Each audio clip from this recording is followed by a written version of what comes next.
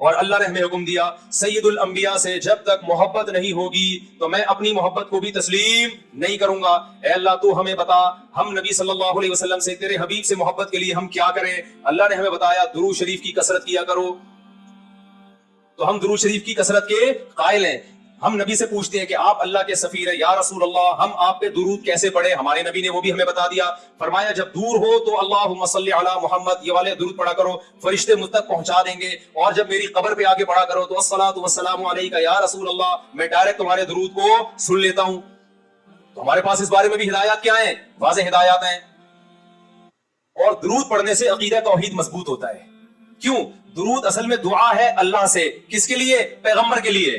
اس میں اور عقیدہ بنتا ہے کہ بھائی پیغمبر بھی اللہ کی رحمت کے محتاج ہیں, تبھی تو ہمیں کہا جا رہا ہے پیغمبر کے لیے دعائیں مانگو. ہاں ہماری دعا کے محتاج نہیں ہے, اللہ نے تو ویسے بھی پیغمبر پہ رحم کرنا ہے, لیکن ہم انگلی کٹا کے اپنا نام شہیدوں میں لکھوا لیتے ہیں. تو ہمیں اللہ نے اپنے حبیب سے محبت کے اظہار کا یہ موقع دے دیا.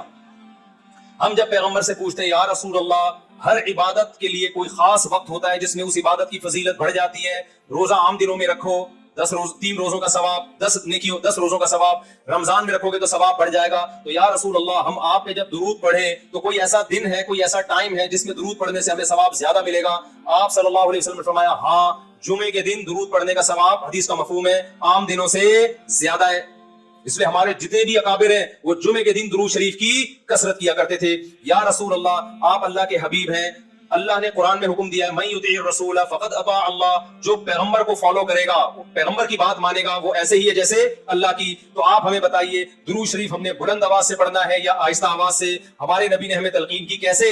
آہستہ آواز سے. یا رسول اللہ درود ہم نے انفرادی طور پہ پڑھنا ہے یا جتھے بنا کے پڑھنا ہے؟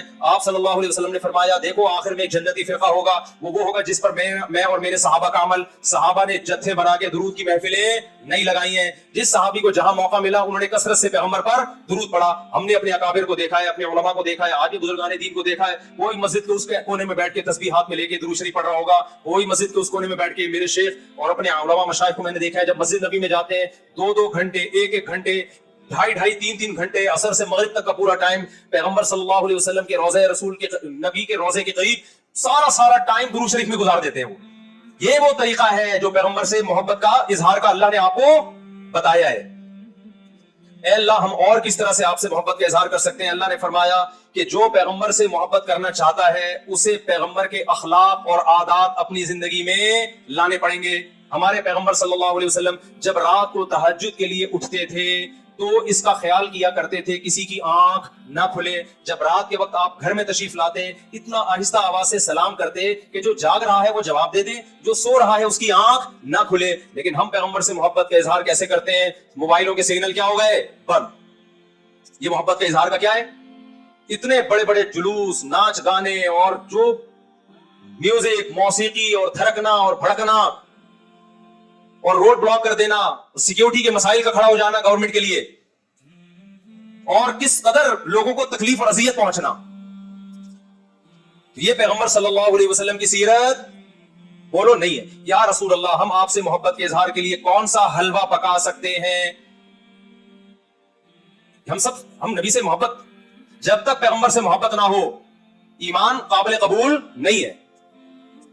لیکن محبت کا انداز وہ ہوگا جو اللہ کے رسول نے بتایا ہے. یا رسول اللہ ہم آپ کی یاد میں کون سا حلوہ پکائیں, کتنی بریانی کی دیگیں آپ کی یاد میں؟ نبی نے فرمایا جو مجھے یاد رکھنا چاہتا ہے وہ روزے رکھے, کیونکہ نبی صلی اللہ علیہ وسلم نے فرمایا بخاری مسلم کی حدیث بدترین برتن جو بھر جائے وہ انسان کا پیٹ ہے. یا رسول اللہ ہم کتنا کھائیں آپ کی یاد میں؟ نبی نے فرمایا میری یاد میں مجھے خوش کرنا چاہتے ہو, اللہ کو خوش کرنا چاہتے ہو تو کھانا نہیں بلکہ کھانا چھوڑنا پڑے گا, ناغے کرنے پڑیں گے, روزے رکھنے پڑیں گے.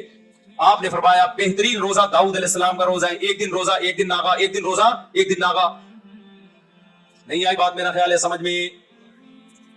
پیٹ بھرنے سے منع کیا, موٹاپے سے منع کیا. نبی صلی اللہ علیہ وسلم نے فرمایا بخاری کی حدیث سب سے بہترین امت میری, پھر اس کے بعد خیر القرون قرنی ثم الذین یلونہم ثم الذین یلونہم. پھر آپ نے فرمایا اس امت میں برائی آئے گی. وہ برائی کیا ہوگی؟ زیادہ کھانا, جس کی وجہ سے موٹاپا پھیل جائے گا. بخاری مسلم کی حدیث ہے.